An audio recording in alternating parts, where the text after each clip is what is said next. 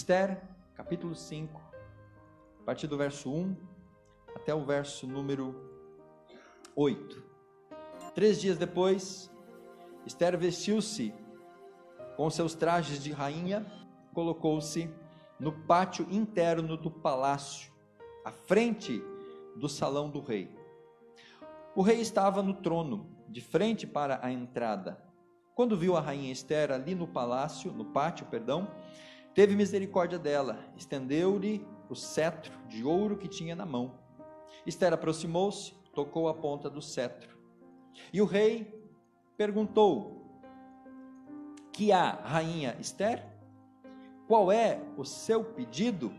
Mesmo que seja metade do reino, lhe será dado. Respondeu Esther: se for do agrado do rei, venha com Amã a um banquete que lhe prepararei. Disse o rei: tragam Amã imediatamente para que ele atenda ao pedido de Esther. Então o rei e Amã foram ao banquete que Esther havia preparado. Enquanto bebiam vinho, o rei tornou a perguntar a Esther: qual é o seu pedido?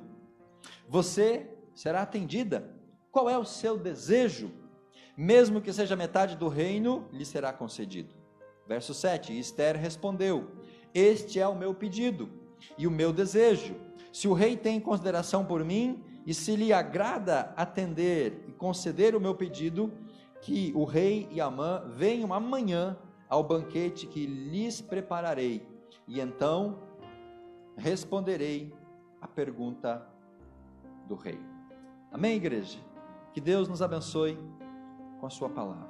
Nós como igreja temos uma missão, e essa missão é sermos um sinal visível do reino de Deus. Para isso nós temos 3 esferas de atuação. Precisamos amar a Deus de todo o nosso coração, nós precisamos fazer discípulos e nós precisamos servir a comunidade. Se nós como igreja fizermos isso, nós vamos cumprir a nossa missão e vamos ser uma igreja relevante. O livro de Esther traz para nós preciosas lições. Uma primeira lição que nós aprendemos é sobre a soberania de Deus. Meu irmão, minha irmã, Deus é soberano em todas as realidades e situações. Amém? Deus, ele é o herói da história aqui de Esther. O herói não é Esther, não é o Mardoqueu. O herói é justamente o Senhor. Deus é aquele que está agindo, Deus é aquele que está trabalhando, Deus é aquele que está atuando, mesmo quando ele não se faz manifesto de maneira explícita. Deus age principalmente nos bastidores da história. Deus age nas entrelinhas das nossas vidas. As coincidências que nós encontramos aqui no livro de Esther para a execução final desses planos, irmãos, são coincidências muito perfeitas. São situações muito encaixadas para nós entendermos apenas como uma mera sorte. Foi sorte. Foi coincidência. Foi por acaso. Não, meus irmãos. Eu prefiro crer numa palavra chamada Jesus-cidência. Nada acontece por coincidência ou por acaso nas nossas vidas. Se nós compreendemos que Deus é o Senhor da história, se nós compreendemos que o Senhor age até mesmo nos bastidores, então nós não somos pessoas que cremos no acaso. Nada na nossa vida acontece por acaso ou por sorte. Acontece por desígnios e planos do Senhor. O livro demonstra que Deus está, e de fato Deus está no controle da história. Ele sempre esteve no controle da história, desde a criação até os dias de hoje, e estará até o final dos tempos. Estamos vendo isso no estudo de Apocalipse, na escola bíblica. Deus é o Senhor da história, Ele está no controle de todas as coisas. Ele é o herói que salva, que protege. Ele é aquele que cuida, que guarda, que livra, que abençoa. Deus, Ele faz isso muitas vezes usando homens e mulheres. Usa Esther, usa o Mardoqueu, usa instrumentos humanos para que, através desses instrumentos, ele possa sim conduzir a história conforme os seus desígnios, mesmo quando Deus não aparece explicitamente. Eu não sei se você sabia, mas Esther, junto com Cantares de Salomão, são os únicos 2 livros da Bíblia onde não aparece o nome de Deus. Agora, não é porque o nome de Deus não aparece nesses livros, e principalmente aqui no livro de Esther, que Deus não está no controle. Ele está. mesmo quando se faz ausente de maneira explícita. Deus, ele está presente em todas as situações. O livro também mostra pessoas piedosas confiando num Deus soberano e todo-poderoso. Ele mostra Esther, ele mostra Mardoqueu, mulheres, homens piedosos, temente a Deus, reverentes, que se colocam à disposição desse Deus todo-poderoso. Homens e mulheres que caminham pela fé, que honram ao Senhor com a sua fé, que não desistem diante dos problemas e das adversidades, que confiam, que creem que Deus pode trazer uma solução.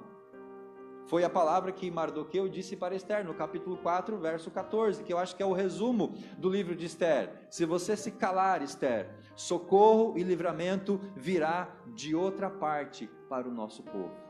Deus sempre vai estar ali no controle, e Ele sempre estará agindo, e Ele quer usar homens e mulheres, para através desses homens e mulheres, influenciar e mudar o destino, nesse caso o destino do povo de Israel, nesse caso o destino futuro da nação, porque aqui nós temos um contexto onde todos os judeus seriam exterminados, numa data determinada. Então Deus age para livrar, Deus age para abençoar, Deus age para mudar a história.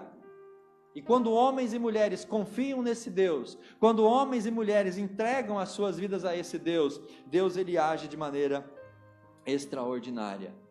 Homens e mulheres que obedecem a sua palavra, homens e mulheres que creem nesse Deus, que não perdem a sua fé, que não perdem a esperança, que não perdem a confiança, mas que continuam a crer, mesmo quando todo o cenário visível parece dizer ao contrário. Eles continuam crendo na provisão desse Deus. Esther era do povo judeu, o povo que estava exilado na Babilônia, o povo que foi levado cativo. Ela era judia, ela fazia parte daquele povo. Uma jovem órfã, que foi criada pelo seu tio, primo, o homem chamado Mardoqueu. Essa mulher, essa jovem órfã, criada pelo tio, uma criação adotiva, mas que ela tinha um atributo físico, ela era muito bela, tanto que ela foi escolhida diante de todas as moças belas das províncias do rei, para substituir a rainha que foi destituída. Então Esther era uma jovem muito bela, muito formosa, muito bonita, foi levada para o harém para ser candidata a rainha. E ela agrada ao rei, não só por ser bela. O texto vai dizer que quando ela chegou lá no harém, ela já conquistou o coração das pessoas, do homem que era responsável pelas virgens. Ela já conseguiu pessoas para estar junto com ela, porque além da beleza, um atributo físico, ela tinha também um atributo espiritual. Ela tinha Deus no coração dela. Então a beleza não é tudo aquilo que nós devemos buscar, ou que devemos valorizar. Ela agradou ao rei. Ela então foi elevada ao posto de rainha. Ela se torna agora mulher, esposa do rei, rainha da cidade de Suzã, naquele momento tão difícil para o povo judeu. E essa posição de rainha agora vai ser usada por Deus para salvar aquele povo do extermínio. Vejam, meus irmãos, essa história, parece uma história de romance, parece um filme de Hollywood. A moça simples, a moça pobre, a moça órfã, criada pelo tio, agora muito bela, vai para o palácio, se torna rainha, mas não é apenas por acaso, ela se torna rainha como canal e instrumento de Deus para algo futuro. Deus está no controle de todas as coisas. Amém, meus irmãos? E é nesse pano de fundo da rainha Esther que eu quero trazer para você 3 ilustrações ou 3 aplicações da nossa relação com Deus. O tema da mensagem é a mesa com o rei, mas eu quero trazer esse contexto, essa ideia para a sua vida, para a minha vida, da necessidade que temos de estar à mesa com o nosso rei, o Senhor Jesus, o Rei dos Reis, o Senhor dos Senhores. Então nessa noite o que nós vamos compartilhar à luz do livro de Esther tem como objetivo levar você a entender a necessidade de você estar sentado à mesa com o seu rei. Aqui está a mesa da ceia, no final nós vamos celebrar a ceia, e é nesse ambiente que eu quero levar você a essa compreensão. Amém, queridos? Volte o seu olhar para o verso 1 e para o verso 2 do capítulo 5. Você que está em casa, tem a sua Bíblia em mãos também. leiamos novamente o verso 1 e o verso 2. E daqui nós tiramos então a primeira aplicação da necessidade de estarmos na mesa com o rei. Diz que nós devemos, primeiro, nos encontrar com o rei. Então guarde essa ideia, meu irmão, você precisa se encontrar com o rei.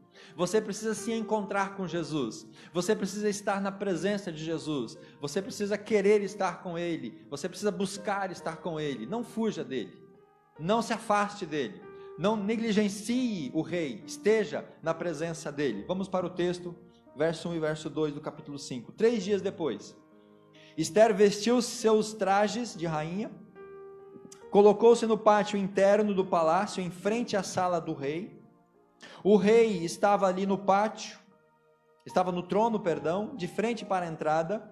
Quando o rei viu rainha Ester ali no pátio, teve misericórdia dela, estendeu o cetro de ouro que tinha na sua mão. Ester aproximou-se e tocou no cetro do rei. Primeira mensagem, meus irmãos, a necessidade de nós nos encontrarmos com o rei. Mesmo Ester sendo a rainha, a mulher do rei, estar na presença do rei não era algo muito simples e nem muito fácil. Como hoje nós temos, o privilégio de as nossas esposas chegar à nossa presença de maneira muito tranquila. Naquele tempo era diferente. A cultura, a forma era diferente. Naquela época e cultura, uma pessoa só poderia se colocar na presença do rei se fosse chamada pelo rei. E agora leia o capítulo 4, verso 1. Para você entender essa complexidade. Capítulo 4, versículo número 11, Todos os oficiais do rei e o povo da província do império sabem que existe uma lei. Então percebam, havia uma lei. Que lei? A lei dizia que para qualquer homem ou mulher, qualquer homem, inclusive a rainha, inclusive a mulher do rei, para que qualquer homem e mulher pudesse estar na presença do rei, verso número 11, para que se aproximasse do pátio interno, sem por ele ser chamado, será morto, a não ser que o rei estenda o cetro de ouro para a sua presença e poupe-lhe a vida. Então, entenderam essa dificuldade, essa questão? Nós podemos pensar assim, puxa, mas seria tão fácil Ester chegar na presença do rei? Não era tão simples assim, porque tinha esta lei. Então, quando Ester, ela se propõe a estar na presença do rei, nós temos que compreender que aqui estava em jogo a sua própria vida. Porque se o rei não estendesse o cetro de ouro na direção dela, ela seria morta. Essa era a lei daquele tempo. Além disso, não poderia se apresentar de qualquer maneira. Por isso, o verso 1 diz que ela vestiu com os trajes de rainha. Veja o verso 4 do capítulo 4. Quando as criadas de Ester e os oficiais responsáveis pelo harém lhe contaram o que passava com Mardoqueu, ela ficou muito aflita e mandou-lhe roupas para que vestisse e tirasse o pano de saco, mas ele não quis tirá-la. Então, para que alguém chegasse na presença do rei, não poderia chegar com qualquer tipo de veste, com qualquer tipo de roupa, principalmente com panos de saco. Não poderia se apresentar na presença do rei. E aí o texto nos fala que Ester, ela vestiu-se com as suas vestes de rainha. Então estar na presença do rei não era algo muito simples, e para estar lá precisava estar vestida a caráter ou da maneira adequada. Ao ler, irmãos, essa descrição do verso 1 e do verso 2, me veio à mente a imagem do templo de Salomão, o templo de Jerusalém. O templo tinha o lugar santo dos santos, tinha o lugar santo que era o pátio, a antessala, depois fora tinha o pátio dos judeus e fora tinha o pátio dos gentios. É como se o trono do rei fosse o santo dos santos, o pátio ali antes do trono fosse a sala antes do trono, onde ficava o candelabro, fora ficava o pátio externo para os judeus, e mais longe ainda o pátio dos gentios. O Mardoqueu estava lá fora, a Ester estava ali na porta, como que a entrada do trono.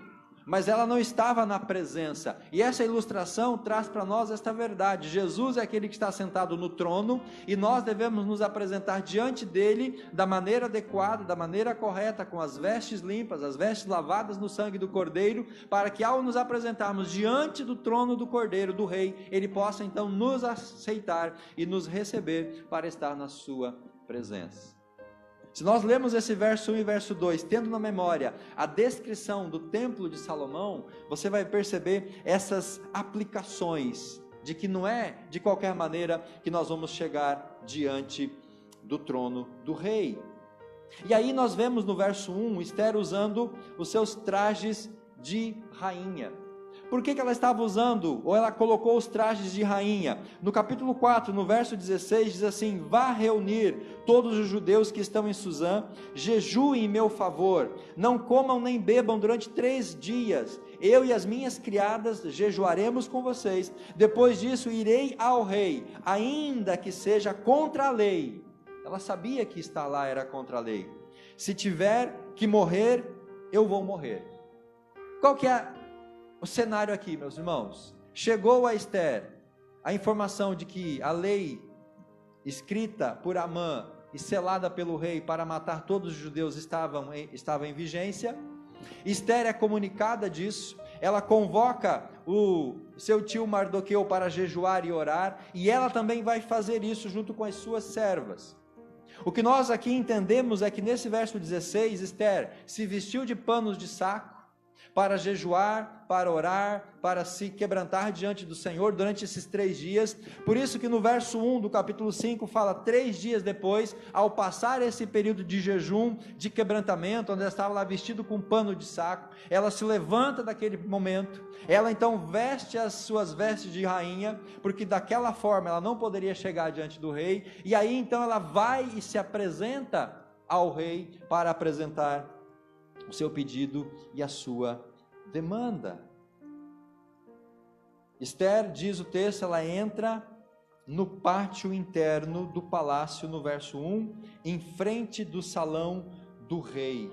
Ela arrisca a própria vida, e ela tinha essa consciência, como nós lemos no final do verso 16 do capítulo 4, se eu tiver que morrer, eu vou morrer. Ela sabia que aquela atitude dela poderia custar-lhe a sua própria vida, mas ela não pensa em si, ela se arrisca para trazer uma solução para aquele problema. Conforme o capítulo 4, verso 11, já fazia cerca de mais de 1 mês que o rei não chamava Esther para estar na presença do rei. Veja o finalzinho do verso 11: e eu não sou chamada à presença do rei há mais de 30 dias. Já fazia mais de 1 mês que ela não se colocava diante do rei. Por quê? Porque o rei não a chamava, e ela não se arriscou para ir voluntariamente, porque ela poderia morrer, mas agora havia uma necessidade, e ela agora então vai arriscar a sua vida para salvar o seu próprio povo. Do trono, a Bíblia diz, no verso 2, o rei age com misericórdia para com Esther. Essa é uma perfeita figura que representa a nossa atitude diante do rei Jesus. E aqui vem a aplicação para nós desse texto. Antes de nos colocarmos diante dele, do rei Jesus, devemos nos humilhar. Esther passou 3 dias em jejum, vestida de pano de saco, se humilhando, orando, jejuando, se quebrantando, se humilhando diante de Deus. E esta é uma imagem para nós, como discípulos, como cristãos. Se nós queremos nos apresentar diante de Jesus, não pode ser de qualquer maneira, não pode ser de qualquer jeito, meus irmãos. Nós primeiro devemos nos humilhar, nos quebrantar, e devemos nos colocar diante do Senhor em oração, em consagração. Não podemos chegar diante do rei de qualquer maneira, com altivez, com orgulho, com vaidades, não. Nós temos que aprender aqui com Esther que estar na presença do rei é algo muito sério, e para isso nós precisamos de preparar a nossa vida, preparar o nosso coração.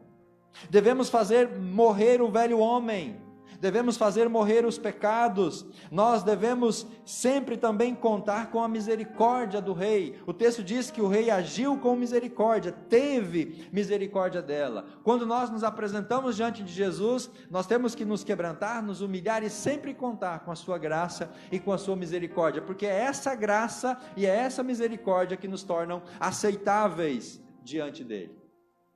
É somente pela graça, porque nós somos pecadores, e diante disso, meus irmãos, nós não devemos temer em nos apresentar diante do rei.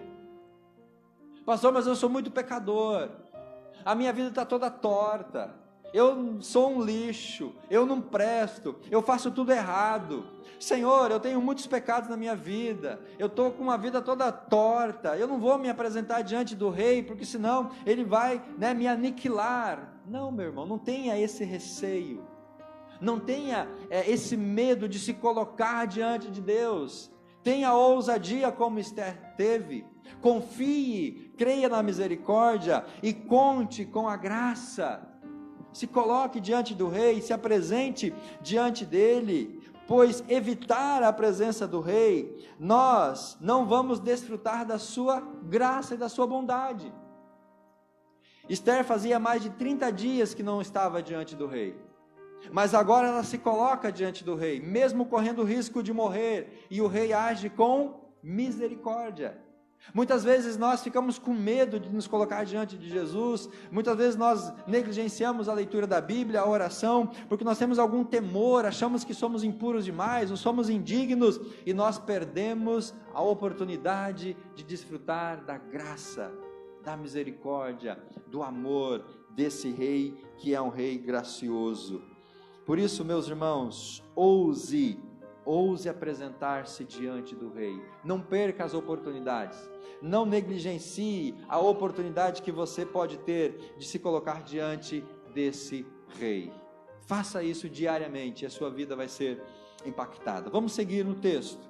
A segunda aplicação do texto está do verso 3 até o verso número 7,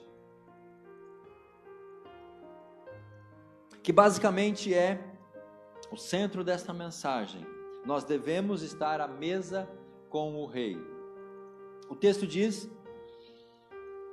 que o rei pergunta para Esther: o que há? O que você quer? Qual que é o seu pedido? Mesmo que seja metade do reino, você vai receber. Esther responde no verso 4: se é do seu agrado, venha com Amã, eu vou fazer uma janta, vou fazer um banquete para vocês. Verso 5: o Amã foi levado, o rei foi até a presença de Esther. Eles foram ao banquete no final do verso número 5, versículo 6, o rei pergunta: qual que é o teu pedido, o que você deseja? Ela então diz: olha, venha novamente amanhã, esteja comigo num banquete que eu vou apresentar o meu pedido. Então, meus irmãos, percebam que Esther senta-se à mesa com o rei, não apenas uma, mas 2 vezes. Ela se assenta com o rei 2 vezes. Aquilo que ela tinha para pedir era algo muito sério, era algo muito importante, não era algo simples, tão fácil assim, tão corriqueiro. Esse pedido, a sua ousadia, poderia lhe custar a própria vida dela, dos seus familiares, a vida de todos os judeus, e também comprometer a história da salvação. Porque se Esther falha aqui, os judeus seriam exterminados e muito provavelmente o futuro espiritual eterno nosso também seria comprometido. Porque Jesus, ele vem da onde? Ele vem do povo judeu. Então perceba que não era uma simples demanda, era algo muito profundo. Por isso a grandeza do pedido exige um ambiente e uma ocasião favorável. Por exemplo, quando você pediu a sua esposa em casamento, você não fez isso de qualquer maneira, né, homens? Eu espero que você tenha feito numa ocasião especial, você preparou ali, né, um ambiente especial, você planejou as coisas, os detalhes, para que aquele momento fosse especial, certo, meus irmãos? Você que é solteira, espera isso, você planeja, você sonha, né, com aquele momento, aquela surpresa, porque um pedido especial demanda uma ocasião, um ambiente especial. Então o que Esther precisava, meus irmãos, era algo muito importante, muito sério, que não poderia acontecer por exemplo, comendo um espetinho numa barraca ou um cachorro quente de pé na rua. Era algo especial, tinha que ter um momento, tinha que ter um ambiente, por isso ela prepara o jantar. Eles jantam, no dia seguinte ela, não, volta amanhã, eu vou fazer outro jantar, porque a demanda exigia esta necessidade. Esther cria o ambiente, cria a atmosfera, ela prepara a mesa, ela escolhe o cardápio, ela chama os convidados, porque ela tinha o desejo e a necessidade de estar à mesa com o rei. E ao ler esse texto e a estudar, meus irmãos, eu lembrei de duas situações da Bíblia. A primeira delas, 2 Samuel capítulo 9, a história de Mefibosete, neto de Saul. Davi assume o trono de Israel, e Davi pergunta para os seus criados: resta alguém da família de Saul a quem eu possa honrar? E aí declaram para Davi: olha, tem um neto de Saul chamado Mefibosete, ele está lá em Lodebar, está lá distante, abandonado, ele é aleijado dos pés. Davi fala: tragam ele, porque eu quero honrar esse homem. E aí então o Mefibosete, ele é trazido lá da onde ele estava, um lugar de abandono, um lugar de sofrimento, uma terra de rejeitados, para se assentar agora à mesa com o rei Davi e ser tratado como um dos filhos do próprio rei, diz o texto em 2 Samuel capítulo 9, você pode ler isso depois.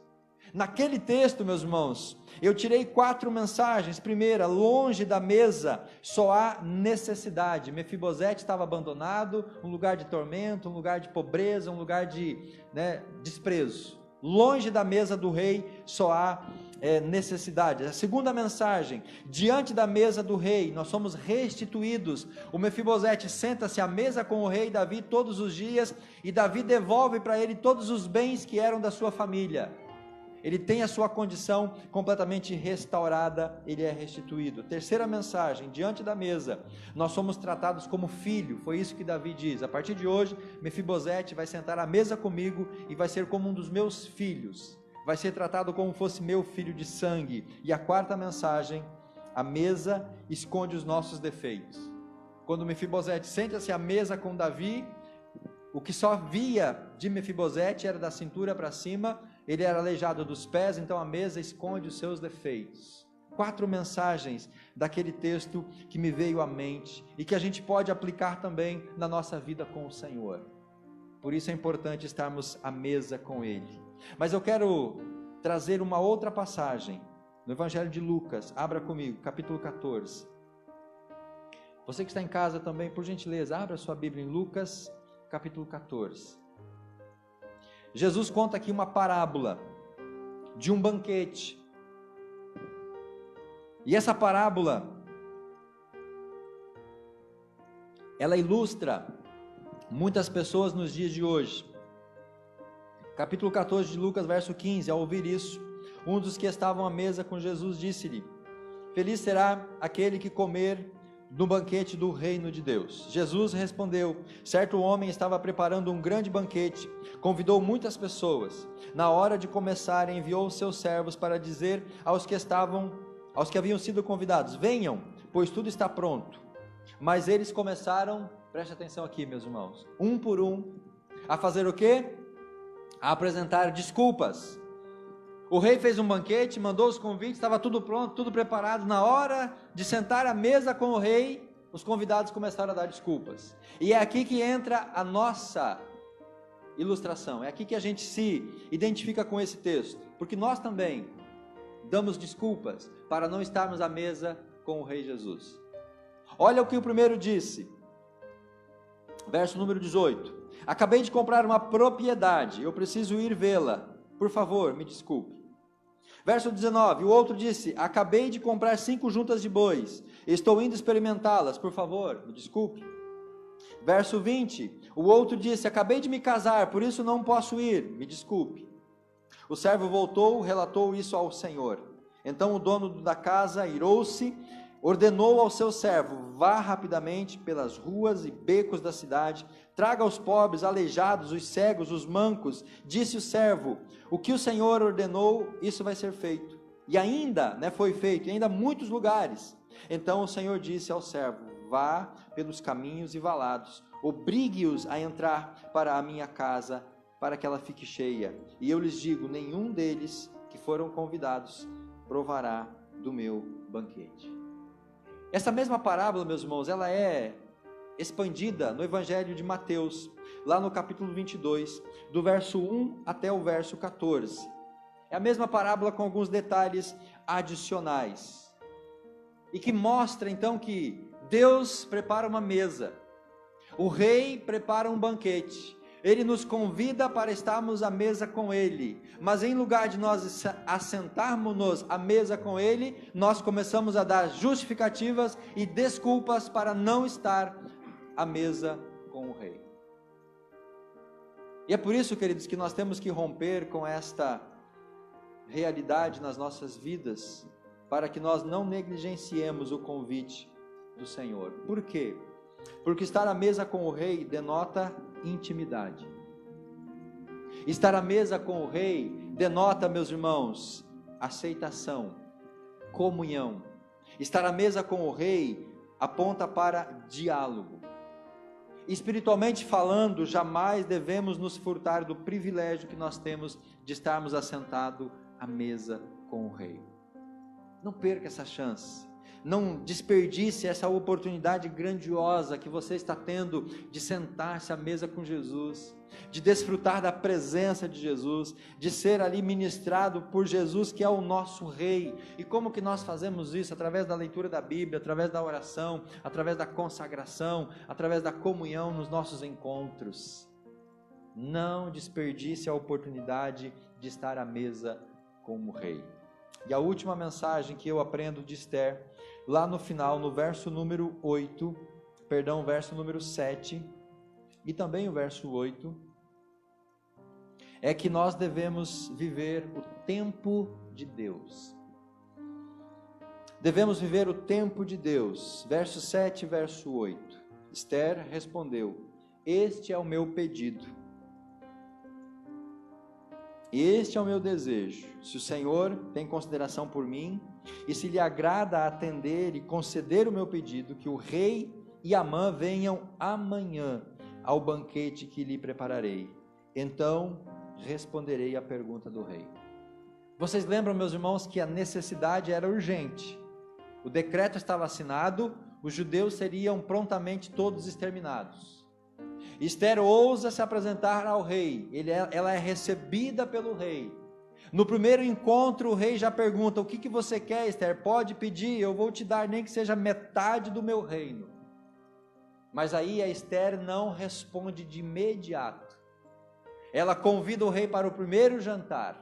No final desse jantar, o rei pergunta: o que você quer, Esther? Aí ela então protela o pedido para o dia seguinte. Ela: não, venha amanhã, que amanhã eu vou fazer e vou revelar o meu pedido. E é nisso que nós aprendemos, irmãos, a mensagem de que nós devemos viver o tempo de Deus, nunca o nosso tempo. O momento do pedido também é importante, não só a ocasião, não só o ambiente, mas o momento do pedido. O tempo estava a desfavor de Esther, o tempo era seu inimigo, mas ela não se apressa, ela não queima etapas, ela não pede na primeira audiência, ela não pede no primeiro jantar. Por quê? Porque o texto depois na sequência vai nos revelar que outros acontecimentos precisavam se desenrolar para que o final fosse favorável. Lembram que no começo eu disse que são muitos detalhes para pensarmos em coincidência.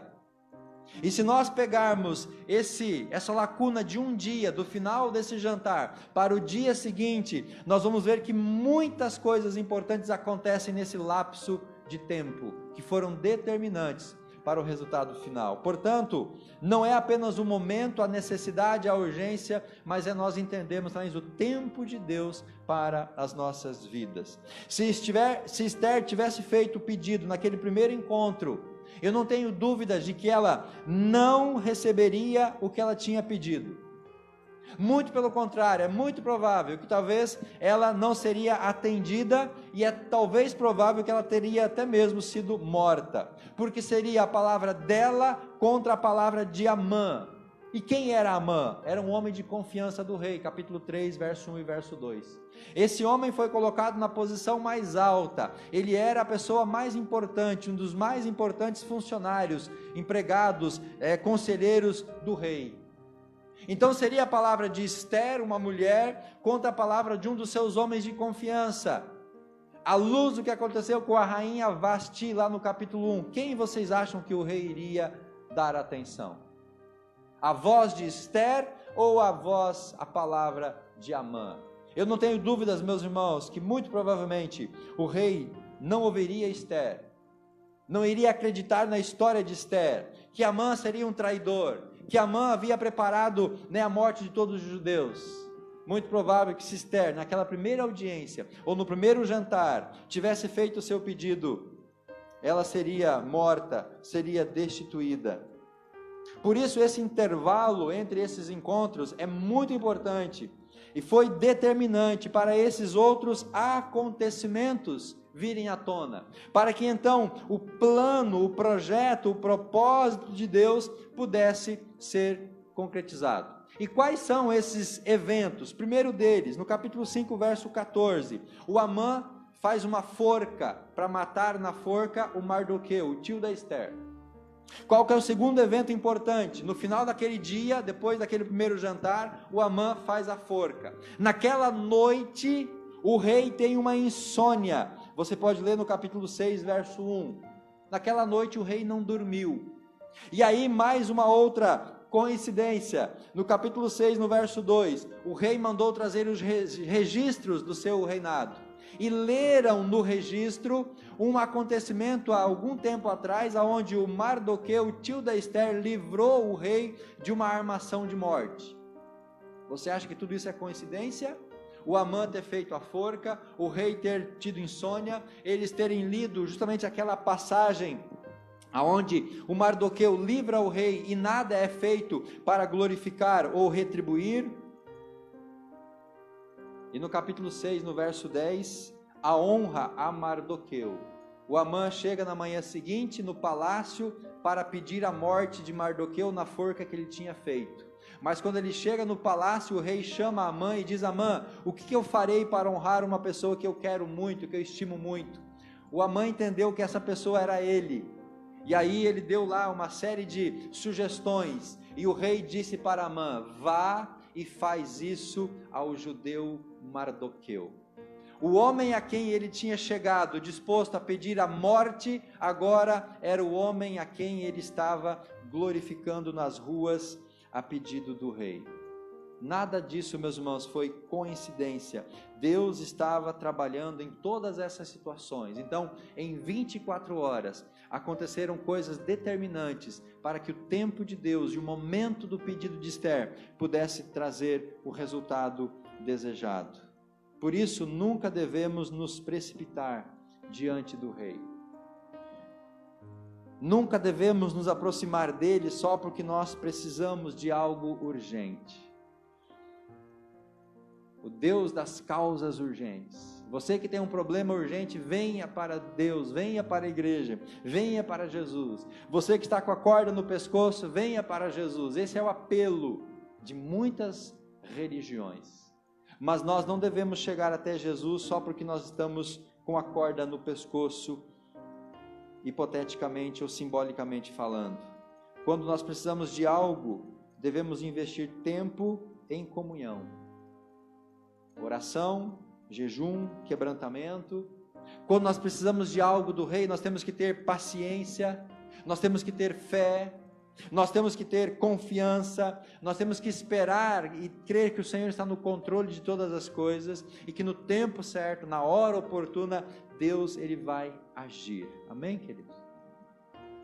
Então nós devemos viver o tempo de Deus, saber esperar o tempo de Deus, para que nós possamos então ter os nossos desejos atendidos nesse tempo. Fica de pé um pouquinho, por favor, em nome de Jesus. A rainha Ester, ela nos ensina essas 3 mensagens. Fazemos essas 3 aplicações. Devemos nos encontrar com o rei. Como que está a sua vida com Jesus? Você tem procurado se encontrar com Jesus ou você tem fugido de Jesus? Você tem fugido da presença do Senhor? Como que a gente foge da presença do Senhor? Deixando de vir à igreja, participando dos cultos. A gente foge do Senhor deixando de participar das atividades da igreja durante a semana. A gente foge do Senhor deixando de participar de algum ministério. A gente foge do Senhor deixando de se envolver no serviço. A gente foge do Senhor quando nós não lemos a Bíblia, quando nós não oramos. Nós fugimos do Senhor quando nós não jejuamos, quando nós não nos consagramos. Existem muitas maneiras hoje de fugirmos do Rei Jesus. E a pergunta é, você tem fugido dele ou você tem procurado se aproximar dele? Não fuja da presença do Rei. Procure se encontrar com ele, estar na sua presença. Você tem buscado estar à mesa com o Rei? Você tem procurado gastar tempo, aprofundar a intimidade, a comunhão?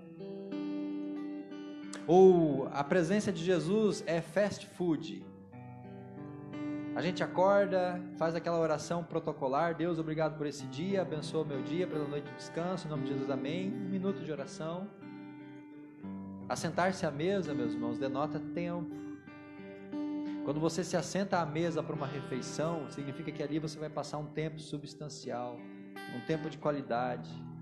Você vai degustar do alimento, você vai provar aquele alimento, você não vai engolir, você não vai sentar à mesa, não é a mesma coisa de que você comer um lanche de pé numa barraquinha na rua, não é a mesma coisa de você pegar um sanduíche no fast food, uma comida rápida, engolir e sair correndo.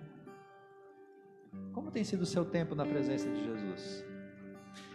Quanto tempo a gente investe por dia na presença de Jesus? Nós tiramos um tempo substancial para nos assentarmos à mesa com Ele, lermos a palavra, refletirmos, orarmos, meditarmos, aprofundar na nossa comunhão? Você tem vivido o tempo de Deus? Tem esperado o tempo de Deus? Tem pedido para que o tempo de Deus se cumpra na sua vida? Ou você tem estado muito afoito? Tem queimado etapas? Não tem sabido esperar o momento, o tempo de Deus? Esther nos ensina essas 3 mensagens, 3 lições. Fazemos essas aplicações. Devemos nos aproximar do trono com ousadia, mas com santidade, não é de qualquer maneira. Esther, 3 dias antes, jejuou, orou, se humilhou. Devemos sim nos apresentar ao trono do Senhor, mas antes devemos nos humilhar, nos consagrar, nos santificar. Devemos nos assentar à mesa com o Rei quantas vezes for necessárias. Quantas vezes for necessário. Repetidamente. Esther esteve à mesa com o Rei em 2 ocasiões. Quantas vezes você tem buscado estar na mesa com Ele? Devemos nos apresentar a Ele e também apresentar as nossas demandas, pois só Ele pode mudar o curso e destino das nossas vidas. Só Ele pode mudar a nossa história. Pai, nós queremos como igreja estar à mesa com o nosso Rei Jesus. Assim como Esther nos ensina, ó Pai, esta mensagem preciosa da palavra de Deus, que nós possamos aplicar esses princípios à nossa vida contigo e viver, ó Pai, esta vida de intimidade e de comunhão. Que nós aproveitemos, ó Pai, o privilégio que nós temos de estar à mesa com o nosso Rei Jesus. Assim pedimos, assim nós oramos. Amém e amém.